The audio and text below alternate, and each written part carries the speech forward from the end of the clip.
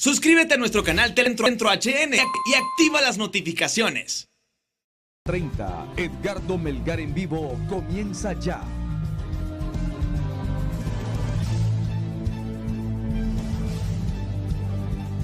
Buenas noches, bienvenidos a 3030. Gracias por estar con nosotros hoy, domingo 3 de marzo. Generalmente en los programas de entrevistas, de debates, foros, siempre escuchamos la mayor parte del tiempo a representantes del gobierno, políticos del partido de gobierno, políticos de oposición, representantes, analistas de oposición. Y siempre son los que vienen a los programas, ellos y a quienes tenemos que escuchar y cuestionar en razón de las principales necesidades que tiene la población. Usted ya la sabe: desempleo, inseguridad, alto costo de la vida, dificultad en acceso de salud, educación, inseguridad, entre otras. Esta noche lo que procuramos aquí en el programa es que sea el gobierno, desde el presidente hasta abajo, y los partidos de oposición, los líderes de los partidos de oposición, los políticos, los que escuchen lo que tenemos que decir, lo que le tiene que decir la sociedad a ellos, a través de representantes de organizaciones que tienen contacto permanente, directo, personal, con distintos sectores de la sociedad, tanto en las principales ciudades del país, Tegucigalpa, San Pedro Sula, Comayagua, Choluteca, la que usted quiera, Ceiba, o también adentro, en el país, mayor, los jóvenes. Y hay distintos temas que hemos seleccionado aquí en el programa esta noche para que ellos nos digan exactamente qué es lo que está pasando y qué es lo que el gobierno y los políticos, tanto de gobierno como de oposición, tienen que saber, sobre lo cual tienen que reflexionar, porque son los temas que verdaderamente le afectan a las personas, a los hondureños, en este momento. Porque en la mayor parte de los casos, la mayor parte del tiempo, escuchamos los problemas que les afectan a ellos, entre los mismos políticos, entre la oposición y el gobierno, indistintamente el color político que sea. Hoy no, hoy queremos que sean ellos los que escuchen lo que tienen que decirle. Por ejemplo, el director de Visión Mundial, don Jorge Galeano. Él es el director de la organización no gubernamental, de la ONG más grande y más importante en Honduras, Visión Mundial. Muchas gracias, don Jorge, por estar aquí. Doña Amanda Madrid, la licenciada Madrid es presidenta de FOPRIDE, que esta organización que aglutina 89 ONGs. Es la fundación de ONGs de Honduras que aglutina 89 de estas organizaciones, y es directora también de Predisan, que es una ONG también que se dedica al área de la salud, enfocada en el tema de la salud. Doña Amanda Madrid, gracias por estar aquí. Muchas gracias a usted. Y nos acompaña también Omar Rivera, es el director de incidencia de Asociación para una Sociedad Más Justa. Omar ha sido identificado plenamente como parte de esta comisión, junta, interventora de transformación de la Policía Nacional. Muchas gracias, don Omar, por estar aquí. Contento de estar aquí esta noche, Edgardo. Muy bien. Si viene alguien del extranjero, estoy seguro que usted atiende mucha gente, y le preguntan, ¿cómo está Honduras? ¿Cuál sería su respuesta? Mire que esa es una pregunta bien interesante, Edgardo, porque como usted dice, nosotros frecuentemente traemos visitas del extranjero, y a veces cuando llegan a las ciudades como Tegucigalpa, y ven los edificios y ven la infraestructura que hay en la ciudad, ellos pues se quedan preguntando dónde está esa vulnerabilidad de la que escuchan. Entonces, aparentemente, en términos de infraestructura o algunas condiciones de país, pareciese que nosotros estuviéramos bien. Pero cuando nos acercamos a las poblaciones de las ciudades y de tierra adentro también, ¿verdad? No solo estamos hablando de las ciudades. Y vemos, por ejemplo, situaciones que nos preocupan mucho, Edgardo. Por ejemplo, cómo ha venido aumentando la pobreza en los últimos años, a llevarnos a un nivel, ahorita, en este momento, donde el 67% de la población de Honduras, de los hondureños y hondureñas, viven bajo la línea de la pobreza. 42% de ellos. El 67% de los hondureños vive no en la pobreza, dice debajo del nivel de pobreza. De la línea de la pobreza que se establece, ¿verdad? Menos de $2 Menos de $2. ¿Menos de $2? al día para vivir. O sea que las familias... Estamos hablando de cuánto, son 50 lempiras. 50 lempiras. ¿Y usted imagina qué se puede comprar con 50 ¿Hace lempiras? cuánto venimos escuchando ese 67% de población hondureña que vive bajo el nivel de pobreza? ¿Hace cuánto? Ha incrementado en los últimos Sí. años, a pesar de las grandes cantidades de dinero que se han invertido en la reducción de la pobreza. Solo le doy un dato. 1998, después del huracán Mitch, la deuda externa del país fue condonada para financiar Así es. una estrategia de reducción de la pobreza, y a lo largo de estas 2 décadas se han invertido cientos de miles de millones de lempiras sin tener cambios significativos en la No solo no cambios significativos, sino que lo que dice Se ha doña empeorado. Amanda y dice Jorge Galeano es que ha aumentado Ha la aumentado. cantidad de hondureños viviendo debajo de la línea de pobreza. Así es, así es. 67% de los hondureños en esa condición. Y en términos de progreso social estamos peor. O sea, si nosotros vemos el acceso a la salud, el acceso a la educación de calidad, el acceso a los alimentos, Edgardo, que es lo básico, nosotros estamos viendo que las poblaciones realmente están ahorita en una situación, o sea, las familias más vulnerables del país están en una situación de desesperanza, y es lo que precisamente le lleva a tratar de abandonar el país en busca de oportunidades fuera.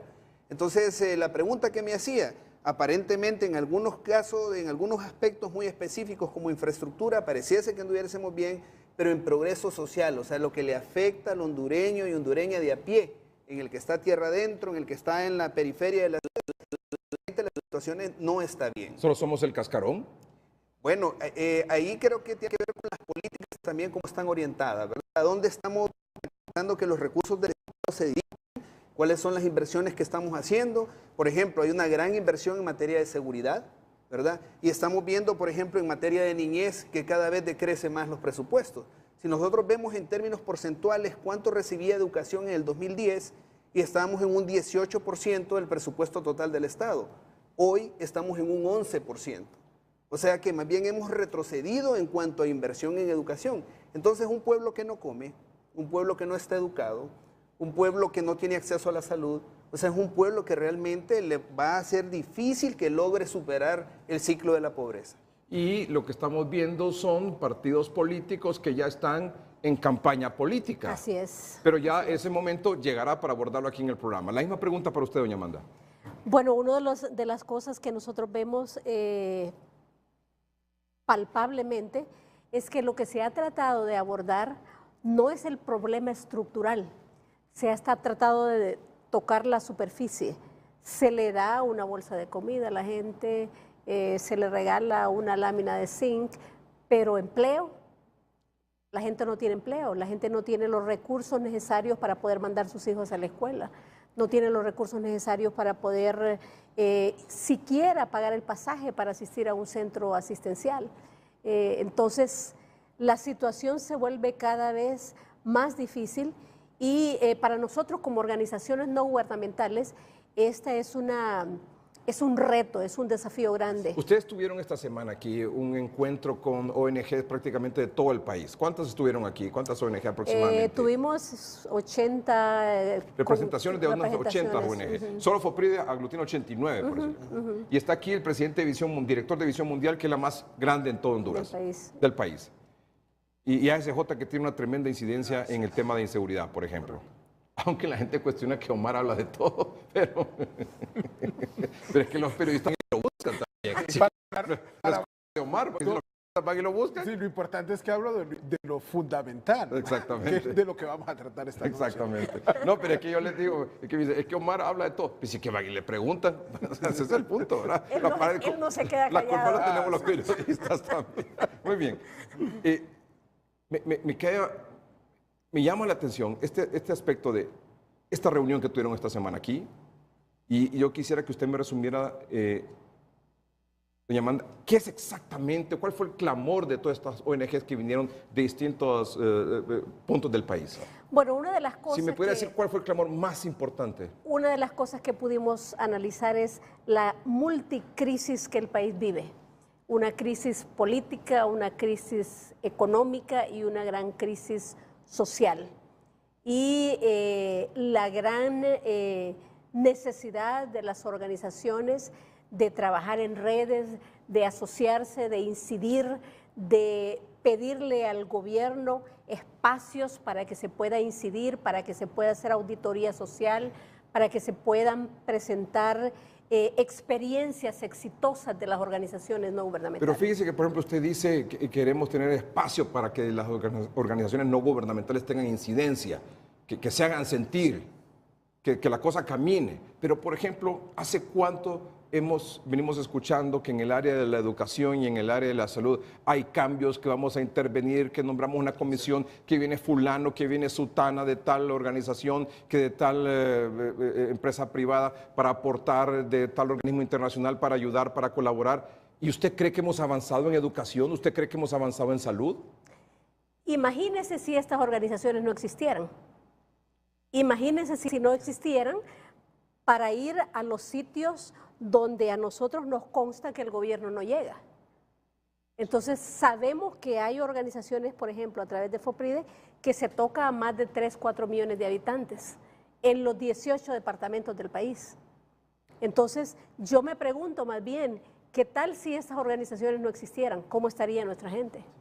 Yo creo que ahí hay un punto importante también, Edgardo, en lo que mencionas, porque también muchas veces se tocan solamente los efectos del problema y las causas estructurales permanecen ahí. O sea, realmente requiere mucha voluntad política, inclusive aún los gobernantes tomar decisiones que los va a hacer tener antipatías dentro de su mismo partido, porque son decisiones que necesitan ser tomadas para limpiar las instituciones. O sea, que realmente muchas de las cosas que nos afectan en el país pasan por eso, pasan precisamente porque no hay una verdadera voluntad de reformar estas instituciones del Estado. Entonces muchas veces nos quedamos trabajando en aspectos que son importantes, pero no son suficientes. Eso es importante decirlo. Lo que se hace es bueno, es importante, pero no es suficiente, porque hay una parte que tiene que ser desde lo estructural, desde la parte de la política pública, desde la parte de la inversión del Estado, que hasta ahí las organizaciones estamos, quizá en los últimos 10 años, teniendo más injerencia en mover esa parte, porque nos dimos cuenta que solo trabajando a nivel de la base no era suficiente, Edgardo, que podíamos desgastarnos y dejar en buen hondureño el pellejo tratando de ayudar a las poblaciones, pero que si el gobierno, el Estado no asume su rol de garante de la política de derechos para los ciudadanos, realmente esta parte que nosotros estamos haciendo se queda insuficiente. Todavía va a quedar una brecha importante a la cual no vamos a poder llegar porque la magnitud es grande, Edgardo. Entonces, aquí el punto es cómo también el Estado mantiene una voluntad real de tocar los problemas estructurales que están afectando a nuestras poblaciones. Con Omar conversamos mucho. Omar, yo tengo especial admiración porque no es cualquiera el que asume la responsabilidad,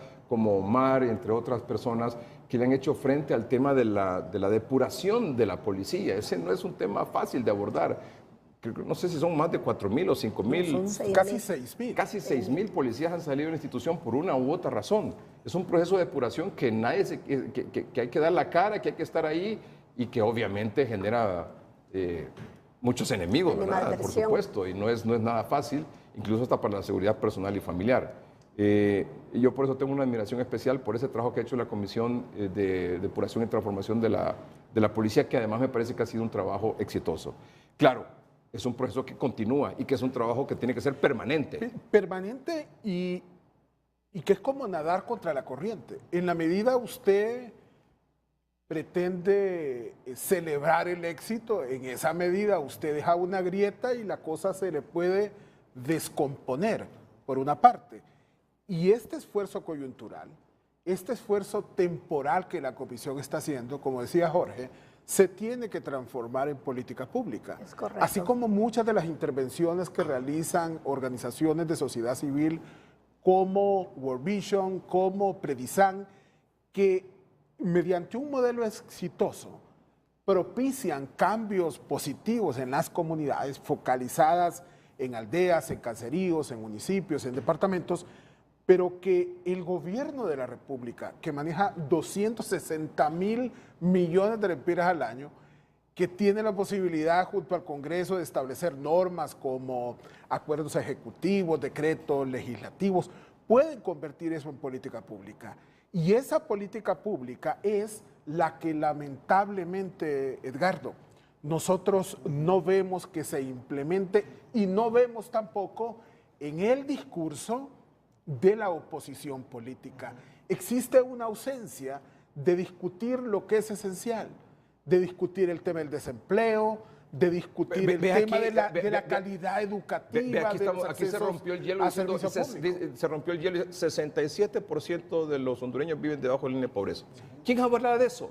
No. ¿Quién aborda ese tema? En absoluto. Ni siquiera en las redes sociales tampoco, los políticos nos hablan de eso. En absoluto. Y Me refiero a políticos, gobierno, políticos del partido de gobierno y la oposición. Edgardo, de los que recientemente se lanzaron al ruedo político y han presentado sus propuestas, diga quién ha sustentado ese lanzamiento presidencial sobre la base de resolver el problema del desempleo. Sí, más bien lo que se han dedicado más bien es a defenderse defenderse de los cuestionamientos que les hacen. Y ya vamos a campaña política.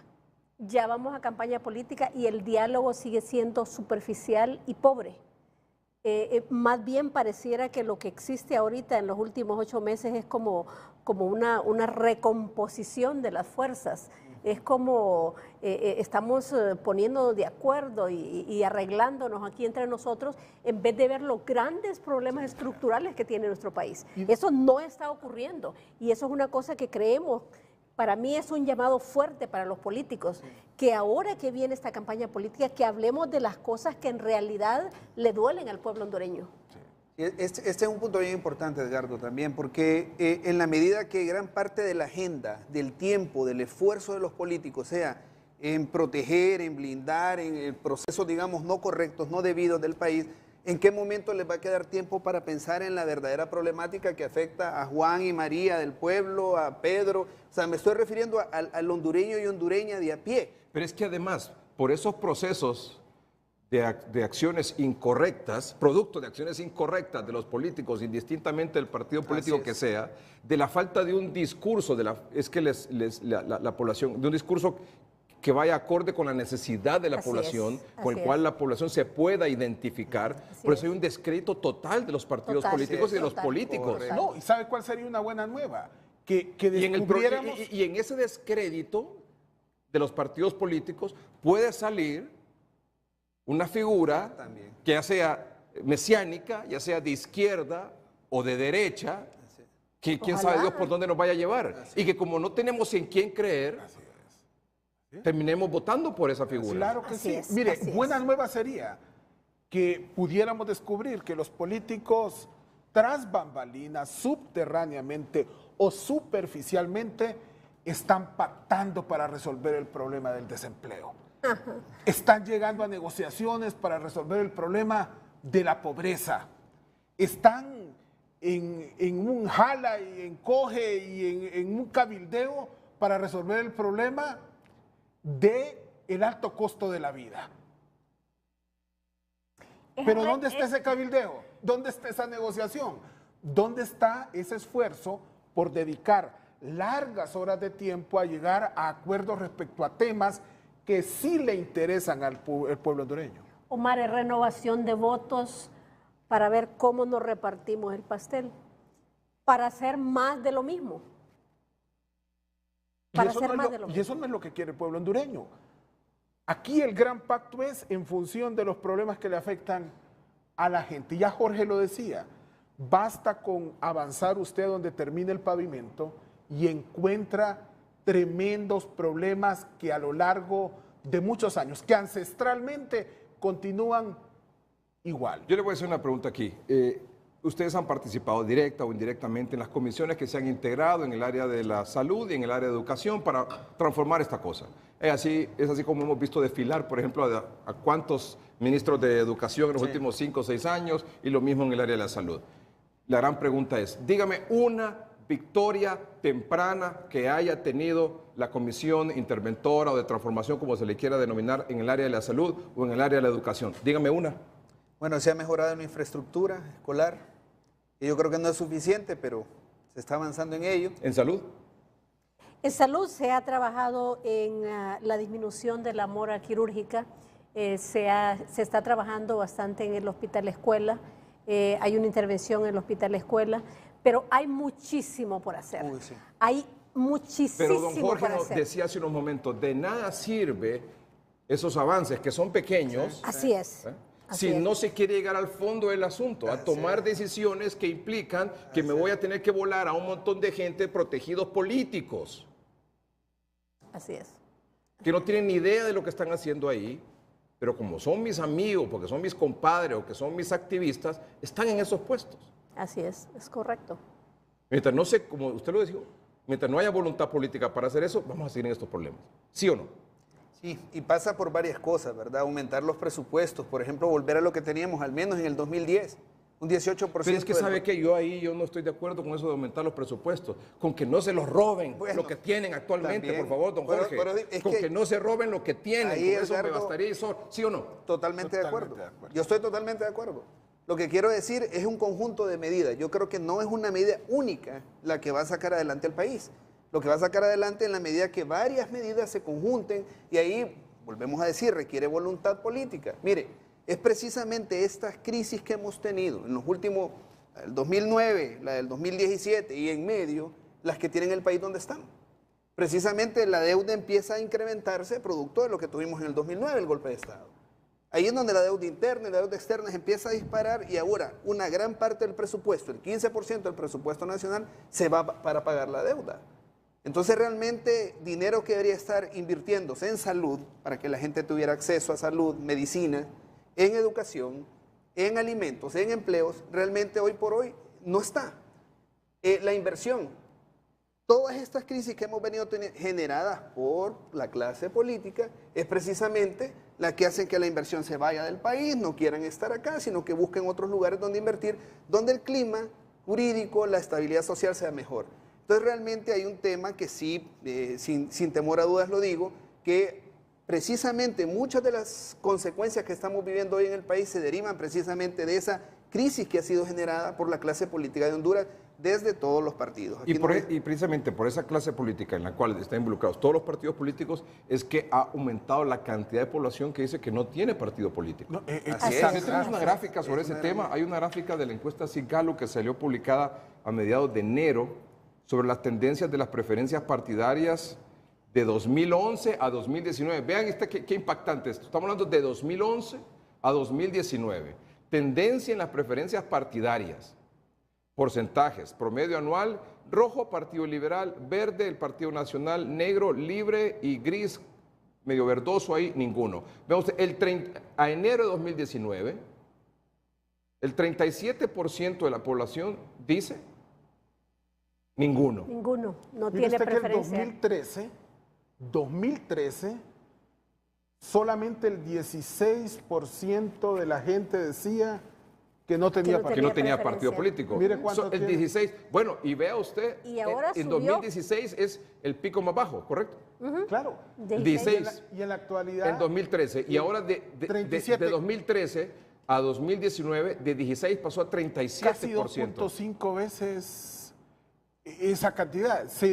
Más que duplicó el número de personas que no tienen arraigo partidario, es decir, que no tienen una lealtad a un partido ¿Por qué? político. ¿Por esto? Por la profunda Por la- decepción, por la que decepción que existe. la Mire, gente y es tiene. una decepción generalizada, porque esa simultaneidad de crisis de la que habla Amanda, en donde tenemos crisis política, económica y social, no es abordada ni integralmente ni por todos los sectores que detentan poder.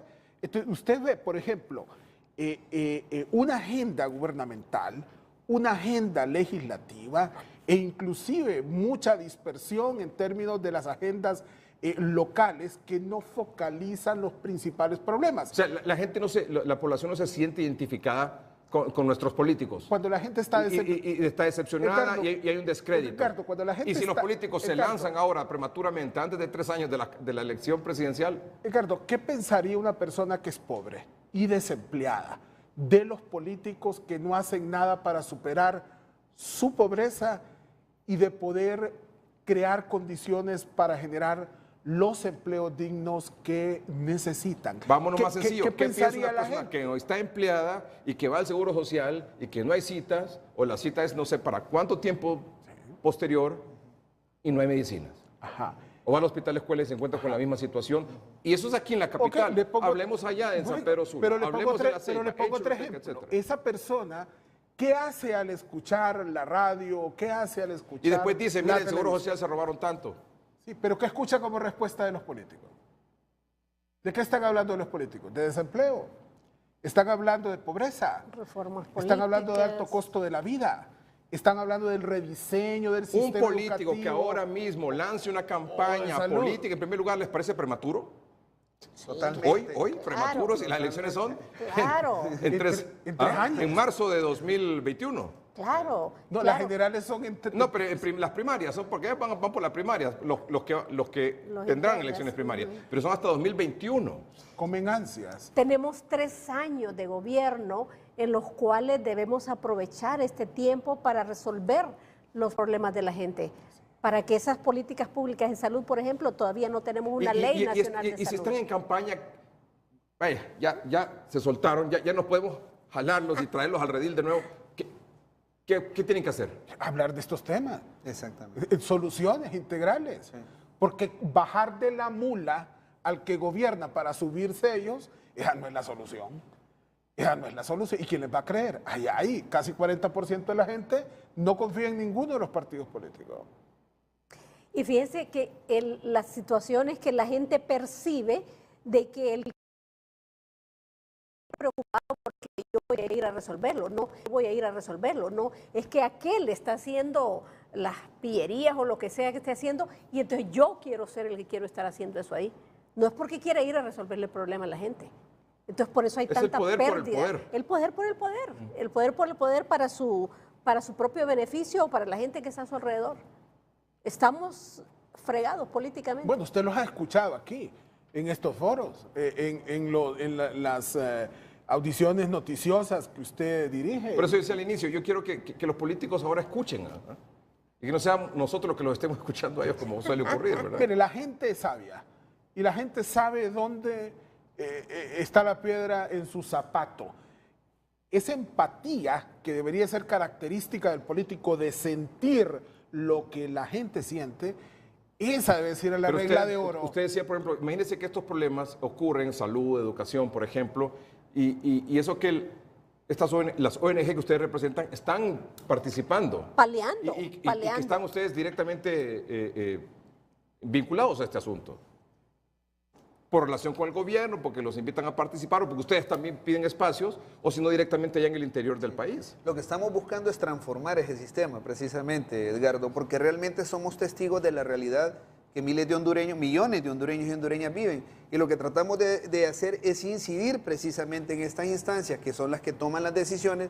Ninguna ONG, ni aunque junte a todas las que estamos aquí y a las que no han venido, van a llegar a este presupuesto que menciona Jamás, Edgardo de nunca. 260,000 millones.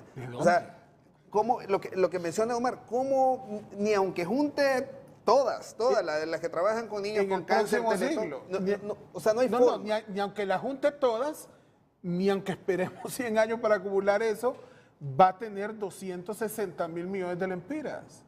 Entonces es el gobierno el responsable. Para nosotros ha sido eso un espacio de reflexión en pensar que como organizaciones no gubernamentales nos compete investigar, desarrollar modelos, hacer proyectos pilotos, influir en el gobierno, dar estrategias. Sin embargo, usted ya sabe lo que se piensa ahora de los ONGs. Sí, y es un riesgo que hay que pagar. Porque Ojo con eso, ¿verdad? Sí, Quiero claro, con eso. claro. Perdóneme, pero Claro, hay ONG, pero- ONG. pero- por supuesto que hay de ONG a ONG. Mire, Edgardo. Hay de espacios. Mire, Edgardo. Aclarar eso, sí. Me refiero. Ya Pero me tocó usted ahí No. el corazón. No, y ¿sabe por qué? Es importante que ustedes Claro, se manifiesten claro, sobre eso. claro. ¿Por qué? Porque ¿a quiénes se vincula con las ONG recientemente en actos incorrectos? a los políticos. A los políticos. Entonces, mire, lo que nosotros no queremos, por ejemplo, en FOPRIDE, que tenemos 89 organizaciones, que tenemos una comisión de acción social y financiera,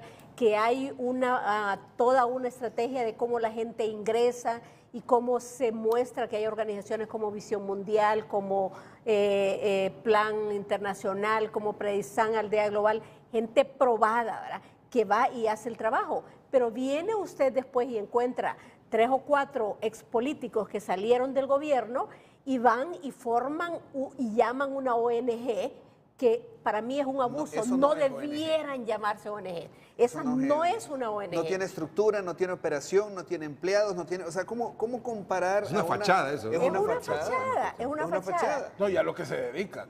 Aquí hay 2 elementos que quiero traer No, a la pues está mesa. claro lo que se dedican. A drenar el presupuesto nacional para propósito personal. Y eso ha estado claro recientemente en los tribunales de justicia. Pero hoy aquí, estas ONGs que están acá no se dedican a eso. Se dedican, en lugar de recibir, a dar. Tal vez 2 cosas que es importante mencionar. Una es que no considero justo que nos comparen con esas instancias de maletín, así les voy a llamar porque son instancias de maletín, no operan en los territorios, no tienen personal, o sea, ni siquiera se acercan a la gente, son estructuras de maletín que se les llama ONG, no lo son. No lo son. Pero se constituyen y se presentan como tal. Pero no lo son. Sí, correcto. Entonces, es importante hacer esa aclaración. Eso es uno que es importante mencionar. Y desligarse un poco de eso. Y la otra cuestión, lo que tú mencionabas al inicio de tu pregunta, es nosotros tampoco nos podemos apartar de las estructuras de gobierno en el sentido de solo tirar, porque realmente tenemos que incidir para la transformación. Aquí podemos escoger 2 cosas. Quedarnos viendo cómo pasan las cosas negativas y decir, pucha, qué lástima, cómo está la gente muriendo, o hacer algo. Claro. El problema es que hacer algo muchas veces en nuestro país es tildado de forma negativa. Si tú estás haciendo algo y estás queriendo ayudar a las poblaciones, estás queriendo ayudar a la gente, más bien te ven, te tratan de anular, te tratan de desprestigiar. Entonces, es bien importante entender que lo más fácil sería callar. Y requiere mucha valentía pronunciarse, y requiere mucha valentía inclusive acercarse al Estado para ayudarle al Estado a llenar los vacíos que deja. Y decirle, mira, si no tenés claro cómo hacer esto, nosotros tenemos buenas prácticas durante 45 años de estar en el país que te pueden servir. Mira, ¿querés ver? Aquí hay una buena práctica, implementarla. Entonces, pero a veces, vuelvo a repetir, sería mucho más fácil quedarse tras bastidores solo viendo. O solo señalando, o solo cuestionando. Porque lo más fácil es destruir. Lo más difícil es construir. Y en medio de esta polarización, lo que hace ganar prestigio es ponerse ahí a vilipendiar al gobierno, al Congreso, a las municipalidades, sin tener una crítica constructiva, sin tener una propuesta y sin tener el valor de trabajar, de sudar a favor de involucrarse. De los mates. Pues digo, claro que sí. Y claro, para muchos lo más cómodo es, como dice Jorge, o quedarse callado o abrir la boca para una crítica que no construye. Y hoy lo que se requiere, en medio de esta simultaneidad de crisis, en medio de esta multicrisis, como dice Amanda, y en medio de estos problemas tan complejos, Edgardo, es ponerse a trabajar a favor de las grandes mayorías. No estamos hablando de contribuir con el gobierno per se, estamos hablando de contribuir a resolver los problemas de la gente para poder tener la suficiente autoridad moral para presionar a las instituciones del Estado a que cumplan su papel e inviertan adecuadamente el presupuesto general de la República. Cerramos el segmento. ¿Qué le decimos a los políticos? Que se preocupen más por los problemas que afectan al pueblo, que sus conversaciones, sus debates, sus discusiones sean precisamente orientadas a solventar la problemática del pueblo. Si lo hacen, van a ganar mucha simpatía y van a ganar los votos, pero si se siguen preocupando por otras agendas, realmente la gente no los va a apoyar. Que se ataquen los problemas estructurales, que no se toque la superficie. Hay que ir a la parte estructural de los problemas. Políticas públicas que en realidad hagan una diferencia, inversiones presupuestarias que hagan una diferencia, fortalecimiento de las instituciones del Estado que están tan débiles en este momento. Y volvernos hostil ante el discurso chapucero, el discurso demagógico, el discurso populista, el que no tiene planteamientos. Aquí el que quiere aspirar a ser presidente, el que pretende asumir la conducción del Estado, debe de tener una propuesta integral en función de los problemas que le afectan a la gente. Entonces, pero dice que aquí se quiere muchas veces ganar votos, ganar candidaturas, ganar presidencia a puras redes sociales. Así es. Mire, yo creo que ya pasó el tiempo, ya pasó la época en la cual los políticos iban y le decían... Y me refiero a redes sociales de todos los partidos todos. políticos, porque aquí no estamos señalando a ninguno en particular. Así es. Antes le decían, le voy a construir el puente, no, dicen por ahí, dicen, de aquí no hay río, no se preocupe que le voy a construir el río también. Esa época ya pasó. Hay que construir política de manera diferente. Y el político que no entienda lo que está diciendo esta noche aquí y que no se vea reflejado en esa En encuesta, el corto plazo va a ser pulverizado por la historia, se lo aseguro. vamos a un corte comercial, ya volvemos.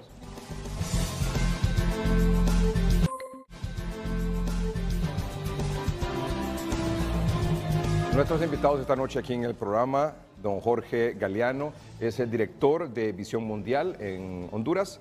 Amanda Madrid es la presidenta de FOPRIDE, que aglutina a 89 organizaciones no gubernamentales. Obviamente no están incluidas aquellas. No, definitivamente no. No, por supuesto que no. FOPRIDE es la fundación de ONGs de Honduras. Así es. Y es directora de Predisan, que esta ONG que está vinculada directamente en el área de la salud. Salud Muy bien. en Olancho. Y don Omar Rivera, director de incidencia de la Asociación para una Sociedad Más Justa. Sobre ese tema de la salud, hay una encuesta que ya vamos a mostrar, que quiero su atención, por favor. Pero tenía pendiente una pregunta. Estaba conversando con una doctora el otro día sobre la experiencia de centros de salud u hospitales descentralizados y centralizados. Y me decía, creo que lo mejor es la descentralización, o sea, que una fundación, que una empresa privada, X, que no sea el gobierno, que administre el hospital o el centro de salud. ¿Y quién se opondría a eso?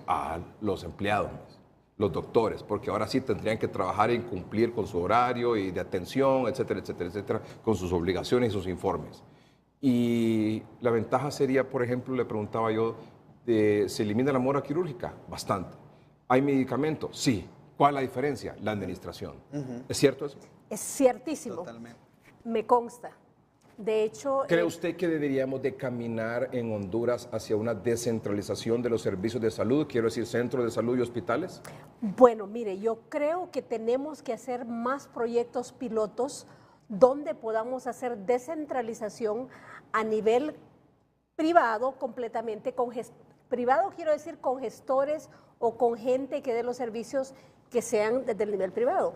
Que descentralicemos también a nivel de las regiones, con gente que trabaja también en la Secretaría de Salud y que hagamos también proyectos mixtos. Sí. Yo le voy a decir que a mí me consta la red de Catacamas, que incluye el municipio de Culmí, el municipio de Santa María del Real y el municipio de Catacamas. Todos están descentralizados. ¿Lo sabrán los políticos eso? Entonces, hay unos que sí lo saben, ¿verdad?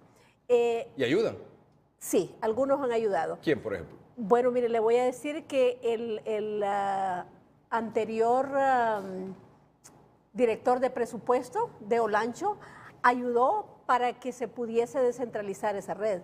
¿Y cuál ha sido el resultado? El resultado es menos muertes maternas, menos muertes infantiles, mejores servicios en los hospitales. Acceso a medicina, acceso a a medicamentos. ¿Por qué no lo hacemos? ¿Por qué no se hace? Edgardo, hay un tema aquí también que hay que tener cuidado, un tema de fondo. Yo por eso también comparto lo que mencionaba Amanda en el sentido de también hacer algunas pruebas mixtas, porque todos estos esfuerzos muchas veces pueden ser vistos como privatización. Sí. Y tú sabes Que que esa no palabra es. también es satanizada, digamos, en nuestro medio. Y yo creo que es importante entonces en este caso tomar en cuenta de que tampoco en todos lados funciona igual. Aquí es importante compartir, en el caso de Amanda es una experiencia exitosa, pero hay experiencias que no han sido exitosas. O sea que todo en la vida hay contextos donde funciona y contextos donde no va a funcionar. Entonces hay que buscar las medidas Pero apropiadas para el deberíamos de contexto. ser pro descentralización. Definitivamente, sí. ¿Usted está en esa línea? Bueno, yo la experiencia que conozco de Predisan y de otras organizaciones es muy buena. No sabré si es general, pero al menos unas 2 o 3 Pero que en yo he base a esa visto. experiencia diríamos pro descentralización. Si fuese así, sí. ¿Y cuál es el truco? En mi opinión, se debe descentralizar Los servicios de salud. los servicios de salud para que puedan estar más cerca de la gente, para que puedan ser administrados por gente que está más cerca del nivel local y que pueda utilizarse los recursos apropiadamente. Porque la gente Esa es una de las vigile cosas. Porque sí, por ejemplo, en el servicio descentralizado usted trabaja con la comunidad, usted tiene un convenio con el gobierno que lo socializa con toda la gente. Pero la municipalidad se involucra. Pero ahí es apalancado, también es importante, porque la organización, por ejemplo, en el caso de Praisan, no es que solo recibe, también complementa. O sea, hay una Así contraparte de la municipalidad, de organizaciones de desarrollo y del Estado. Entonces, de la comunidad. En el caso que se da estos 4 actores trabajando de manera armoniosa, se produce un resultado estupendo. Pero donde no hay organizaciones que complementen eso, lo que el Estado desembolsa a veces no es suficiente para poder atender una salud de calidad hacia las poblaciones. Hay varios factores, mire, tiene que ver con quién es el gestor y quién va a proveer los servicios de salud. Y lo mismo que hablábamos de una organización no gubernamental que sea sólida, que tenga una estructura administrativa fuerte, que pueda administrar apropiadamente, que tenga el conocimiento. Pero la gran pregunta es, en este caso, doña Amanda, ¿se está avanzando en esa dirección o estamos estancados en ese asunto? Se está avanzando, pero no al paso que se debiera. Hay ahorita tal vez más de 40 organizaciones trabajando con esa modalidad, unas mejores que otras, pero se han dado algunos pasos. Su experiencia nos dice que... Mi experiencia ha sido positiva, que es muy valiosa. Y que la orientación en el área de la salud debe ser... Debiera irse hacia ese lado, pero controlando... Hacia la descentralización. Sí, pero controlando varios factores, controlando muchas variables. Omar, ¿qué opina? No, y un aspecto importante. ¿Está con ellos hacia la Claro que descentralización? sí, mire, apostarle al proceso de descentralización es apostarle a acercar el servicio a la gente y que la población tenga la posibilidad de ejercer acción de auditoría social y veeduría ciudadana. Es decir, al ojo del amo engorda el ganado. Si usted acerca la operatividad del sistema de salud a la comunidad tiene mayor control. ¿Qué es lo contrario a la centralización? Cuando usted centraliza, la posibilidad que el usuario final ejerza auditoría social es casi nula. Y la opacidad aparece y en medio de la no transparencia hay un caldo de cultivo para la corrupción y para la ineficiencia. Eso está probado. Y yo creo que, como dice Jorge, avanzar en determinar qué modelo descentralizado o mixto puede aplicar en las distintas comunidades debería ser ¿prioridad? Prioridad. Claro que sí. Claro. Esa debería ser la prioridad 1. Claro. Aquí hay un ejemplo. Salud. Y se lo voy a demostrar porque veamos la encuesta. Aquí hay un ejemplo claro. Veamos la encuesta. En la encuesta de la CICALO también, de enero, vean ustedes, por ejemplo, ya vamos a entrar en detalle, habla del desempleo, de la corrupción, de la falta de hospitales, y vean ese punto, habla de inseguridad ciudadana, etcétera. Pero vamos al punto de la falta de hospitales y mala salud. En mayo de 2018, 13%. En septiembre de 2018, 7%. Y ahora, en enero de 14%. O sea, de todos los problemas que están ahí, el que ha aumentado más significativamente es la falta de hospitales y el cuestionamiento hacia una mala salud. Eso lo dice la gente. Sí, claro. O sea, quien lo quiera refutar, pues va en contra de la opinión pública. O quien quiera descreer eso. O sea, Ahora, quisiera clarificar también que a veces hablamos solamente de hospitales y el hospital es como la cúspide de la pirámide y donde la gente llega por un evento en particular.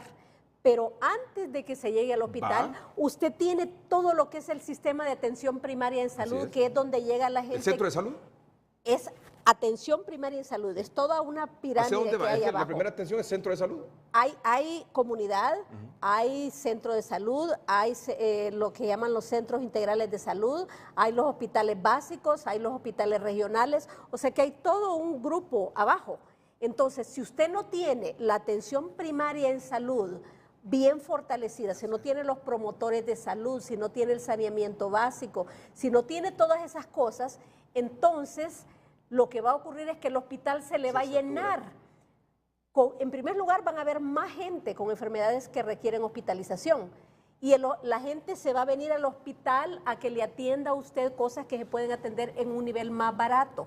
Entonces, la gente no se da cuenta de la importancia que tiene la prevención, la promoción de la salud, estos factores que son determinantes de la salud, como el agua, la higiene. Entonces, esa parte también necesita financiamiento, esa parte necesita atención. Vamos a un corte comercial. Cuando regresemos, el tema del desempleo y la corrupción, ¿les parece? Ya volvemos.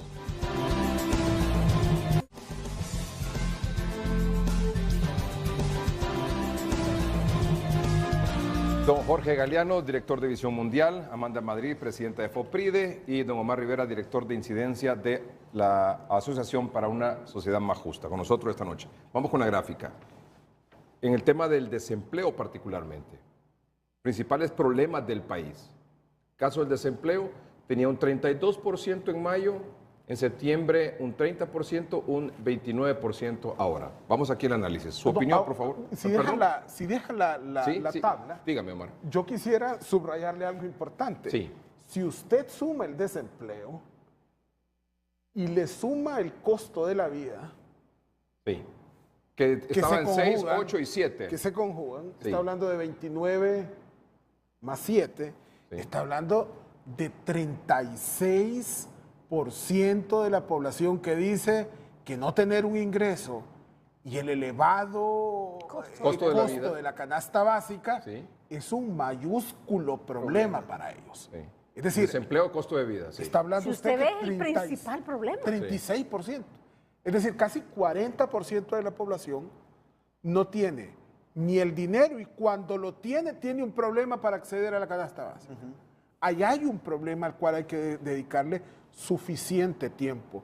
Y mire, yo he estado escuchando en los últimos meses un discurso encaminado a fomentar MIPYMES, por ejemplo, a democratizar el acceso al crédito. El presidente de la República debería hacer una reflexión acerca de estos funcionarios porque yo no veo nada concretizado. Es decir, el presidente apuesta, Congreso asigna recursos, pero ¿dónde están los resultados concretos? Nadie ¿Cuántos tiene empleos se han generado de allá para No, acá? y el cuestionamiento, ¿Cuántas MIPYMES han comenzado a activar? Edgardo, el cuestionamiento constante a la burocratización para acceder a los fondos.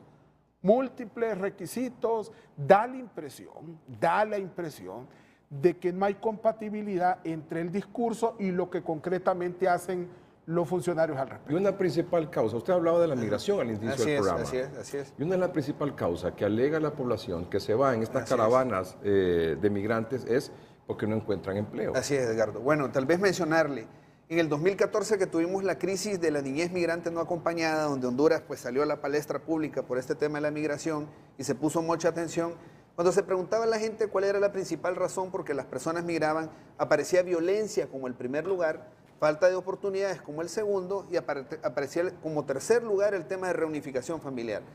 Ahora, el 2018 que estamos cerrando con el tema de las caravanas, cuando se hacen las consultas a las personas, esa matriz se invierte, porque ahora el principal problema ya no es violencia, el principal problema es precisamente la falta de oportunidades y de generación de ingresos. Llamémoslo de otra forma, pobreza incluso.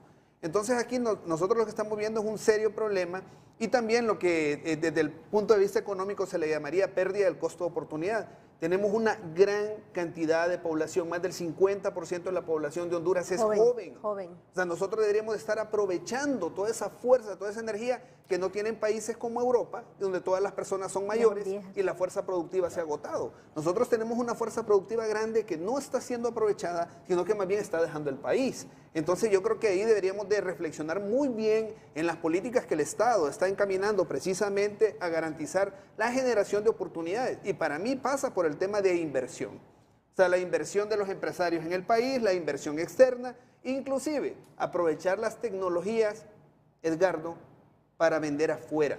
Porque nosotros queremos solo en los mismos mercados que ya están saturados, donde la gente no tiene plata para comprar, en esos mismos mercados queremos que los jóvenes salgan adelante. Pero fíjese, usted decía algo importante, que los empresarios deben invertir y atraer la inversión extranjera. Yo escuchando hace unos días, escuchando a unos empresarios, me decían, queremos invertir, pero no nos dan las facilidades para invertir. 1, 2, vemos que la inestabilidad política y la falta de seguridad jurídica trabaja en contra nuestra, en contra de la inversión. Y justamente, Edgardo, de eso se trata. Eso es lo que los políticos debieran estar viendo ahorita. Si tenemos un 40% de desempleo, si tenemos los que ni estudian ni trabajan y que son los jóvenes, entonces, ¿por qué no? Nuestra clase política está preocupándose porque haya más seguridad jurídica, porque hayan mejores condiciones para que los empresarios puedan invertir, para que gente de venga e invierta. Esas son las cosas que nosotros queremos decir al gobierno, a los políticos, que se enfoquen en eso, que se enfoquen en eso, que dejen de perder el tiempo en componendas políticas y que se enfoquen en buscar empleo para tanta gente que está sufriendo. Vamos a un corte comercial y regresamos.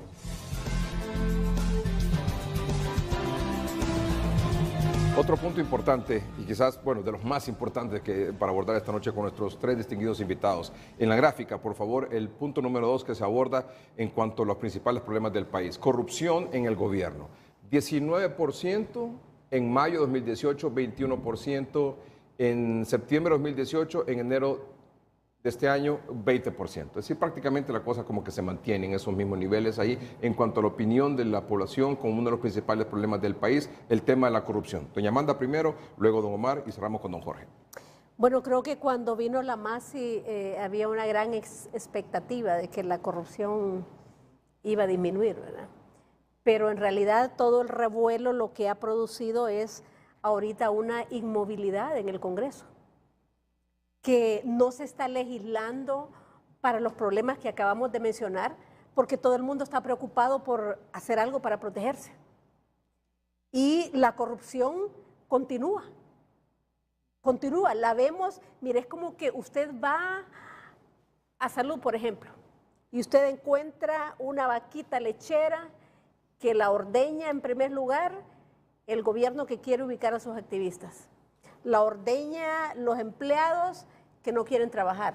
La ordeñan los proveedores que le venden inapropiadamente. Y a veces hasta la cooperación externa que quieren poner sus agendas. Entonces, es muy difícil hacer cambios cuando usted tiene que luchar contra la corrupción institucionalizada en cada lugar. Sumamente difícil. Pero creemos que ese es parte de nuestro trabajo también como sociedad civil, que debemos de hacer más auditoría, que debemos de protestar, que debemos de denunciar, ¿verdad? Todas estas irregularidades que se ven.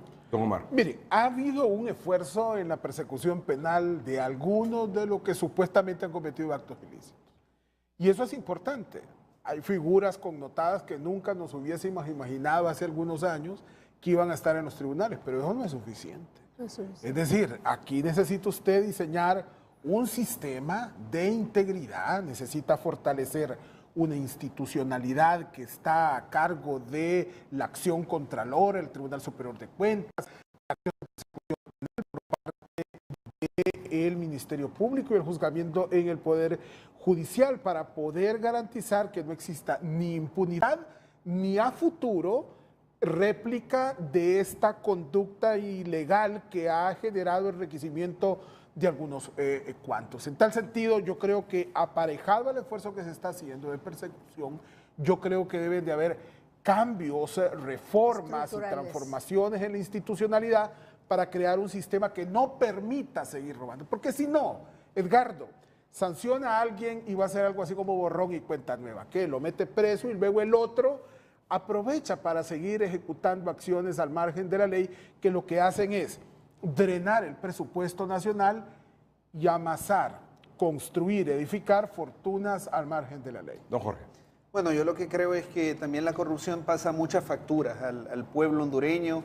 Realmente los recursos que deberían de ser invertidos en progreso social, en llevar medicinas, en llevar educación, en llevar acceso a servicios a las poblaciones, son drenados y son llevados, bueno, ya sabemos, a las arcas de unos pocos, que fomentan la desigualdad, que es uno de los grandes problemas que tenemos en Latinoamérica y en Honduras de manera especial. Y en tercer lugar, les ocupa gran parte de sus agendas tratar de arreglar los problemas que ellos mismos generan. Esa agenda, esa energía debería ser invertida en pensar en el progreso que el país necesita. solamente. Vamos a un corte comercial y regresamos para despedir el programa de esta noche. En esta gráfica sobre los principales problemas aparece también allá en el extremo derecho, no hay agua potable suficiente. Tiene que ver con salud.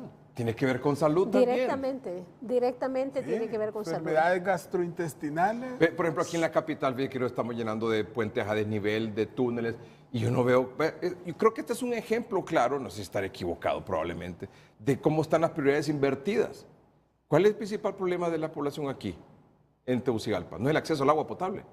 Es uno de los problemas más importantes, el desempleo, la pobreza. Claro, pero me refiero, pero ¿es el más agua. importante poner y construir un túnel, un puente a desnivel o resolver el problema del agua El potable? agua, definitivamente. El agua. ¿Se ha reducido el congestionamiento vehicular aquí en la capital con tanto túnel y puente a desnivel? ¿Ve cómo las prioridades están invertidas? No, y si tiene malos hospitales y deficiente asistencia en los centros de salud, la acción preventiva de tener un adecuado sistema de agua potable y alcantarillado sanitario, tratamiento de aguas ¿Cuántos residuales, problemas le Le genera es va la a solución. ahorrar. Claro que sí. El agua es uno de los, el acceso al agua es uno de los principales determinantes de las condiciones de salud de una población. Llegamos al final del programa. Les agradezco mucho que hayan aceptado venir y les damos la oportunidad para que nos dejen un mensaje. Ah, otra cosa, antes del mensaje. ¿Qué tal si hacemos un experimento un día de estos? Traemos algún precandidato presidencial aquí y le consultamos aquí entre los cuatro. Traigámoslo. A la silla caliente. A la silla Al caliente. banquillo. O al banquillo, como dice Al banquillo, Rosendo, para que sí. hablemos de pobreza, ¿Qué tal le de parece que desempleo? traemos a un Excelente. precandidato presidencial aquí? Ahí lo sorteamos. Claro. Y aquí le consultamos entre los cuatro. La prueba, sí. ¿Ah? Bien. ¿Ah?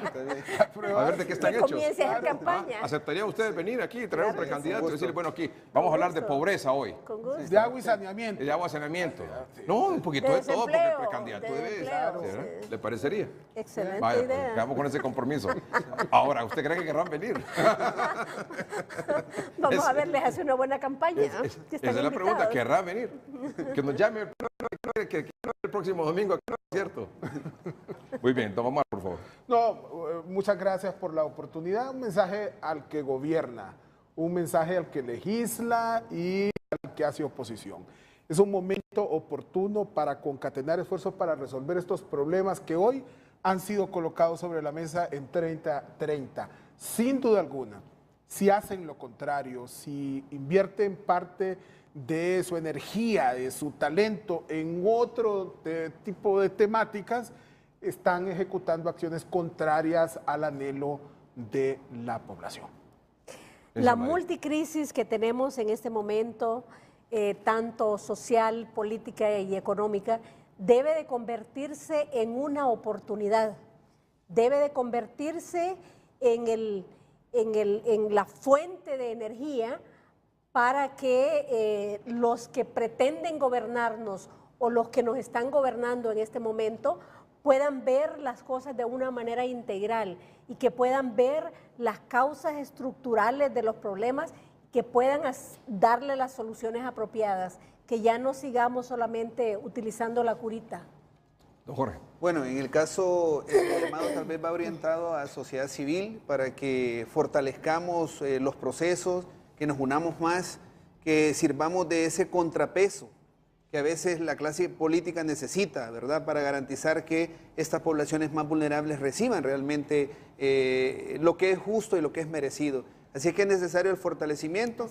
Y a los hondureños y hondureñas, yo soy igual, que formamos parte de ello, porque yo realmente amo mi país, decirles que cada uno de nosotros hagamos que hagamos lo que nos toca, no fomentemos la corrupción, hagamos las cosas correctas siempre, y de esa manera el país también va a ganar, porque no solamente es una clase política, sino también muchas veces las personas que formamos parte de ese sistema. Muchas gracias de nuevo por haber aceptado la invitación. Gracias a ustedes por su atención. Buenas noches y que estén bien.